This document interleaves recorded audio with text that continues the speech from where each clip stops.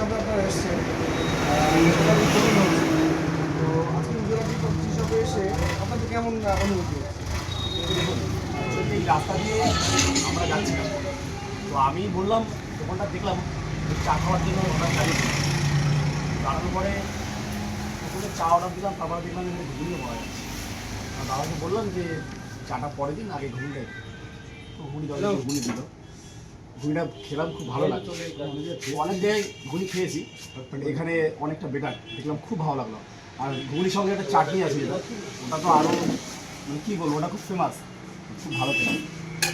আমার দর্শকদের উদ্দেশ্যে এবং সকলের উদ্দেশ্যে বলবো, আমরা এসেছি, আপনারা আসুন, আপনারা খাবার টেস্ট করুন, খুবই খান, আশা করছি ভালো লাগে। আচ্ছা, আপনি আপাতত ঘুগনি খেয়েছেন, তারপর দেখলাম ডিম পোচ খাচ্ছেন, আর কি কি খেয়েছেন? চা খেয়েছেন? না, চাটা কোনো খাইনি, বাট খাবো। আচ্ছা, অন্যান্য দোকানের তুলনায় আপনার দাম কেমন লাগছে এখানে? আর দাম ঠিক আছে, নর্মাল প্রাইস যেমন সব জায়গায় নেয়, সেই তুলনায় কোয়ালিটি অনেক বেটার। আপনার নাম ও পরিচয়? আমার নাম বাপ্পা।